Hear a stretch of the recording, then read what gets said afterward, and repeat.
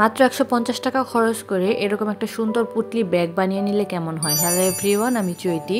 ব্যাগটা বানানোর জন্য এখানে আমি বাটার সিল্ক কাপড় নিয়েছি, যেটার গজ মাত্র ৬০ টাকা করে। তারপর কাপড়টা ৪ ভাঁজ করে আমি এভাবে পাশে ১০ এবং লম্বায় ৯.৫ ইঞ্চি দিয়ে রাউন্ড শেপ করে কেটে নিয়েছি। একইভাবে একটা শপিং ব্যাগও কেটে নিয়েছি। এরপর এটাকে সেলাই করার পালা। সেলাই করার ক্ষেত্রে দুইটা কাপড় আপনাকে নিচে দিতে হবে এবং ওপরে শপিং ব্যাগ দিতে হবে।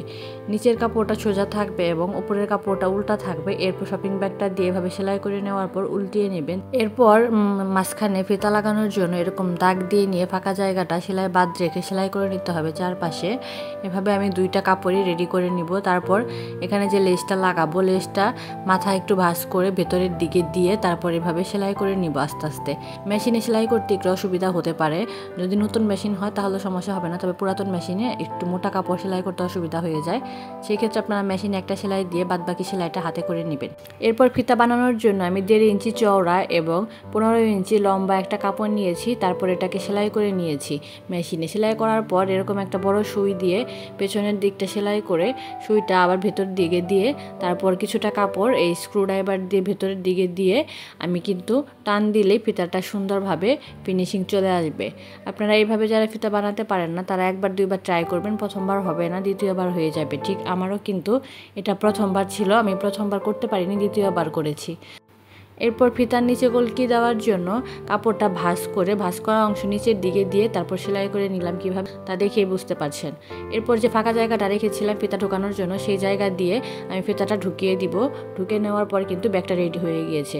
এখন আমি এই ব্যাগটাতে কিছু স্টোন এবং কাটিং মিরর দিয়ে কাজ করব। তার জন্য এখানে আমি চক দিয়ে বক্স করে নিয়েছি যাতে সমানভাবে ডিজাইনগুলো করতে পারি। এর জন্য আমি এখানে ইউজ করছি B6000 গ্লু। এই গ্লুটার দাম মাত্র ১০০ টাকা। আর এই গ্লুটা দিয়ে আপনারা সকল ধরনের পুঁতি পাথর কাপড়ের উপরে লাগাতে পারবেন, আর এটা ধুয়ে দিলেও কিন্তু উঠবে না। আমি এর আগের ভিডিওতে আপনাদের ধুয়েও কিন্তু দেখিয়েছি। আর এই স্টোনগুলো হচ্ছে 10 গ্রাম 35 টাকা, আর কাটিং মিররগুলো হচ্ছে 100 টাকায় আপনারা 100 পিস পাবেন, অর্থাৎ এক প্যাকেটে 100 পিস পাবেন, যেটার দাম 100 টাকা। এই সব কিছুই আপনারা আমার পেজে পেয়ে যাবেন। এগুলো অর্ডার করতে স্ক্রিনে দেওয়া হোয়াটসঅ্যাপ নাম্বারে নক করতে পারেন। এছাড়াও আপনারা আমার পেজে হ্যান্ড পেন্টিং এবং ব্লক বাটিকের যাবতীয় সকল কিছু, লিপ বার্ন আর্টের যাবতীয় সকল ম্যাটেরিয়াল, তাছাড়াও কাঠের ক্যানভাস, কাঠের আয়না, এগুলো পেয়ে যাবেন। পেজটা ঘুরে আসতে পারেন। কথা বলতে বলতে অনেকটুকু কাজ হয়ে গিয়েছে। আমি কিন্তু এই ব্যাগটা ধরার জন্য এখানে বড় পার্লগুলো সেলাই করে নিয়েছি। আর এই পার্লগুলো 100 গ্রাম মাত্র 170 টাকা। এখানে 50 গ্রামের মতো পার্ল আছে। ব্যাগটার ফাইনাল লুকটা কেমন লাগলো অবশ্যই কমেন্ট করে জানাবেন। আজকে এ পর্যন্তই, টাটা।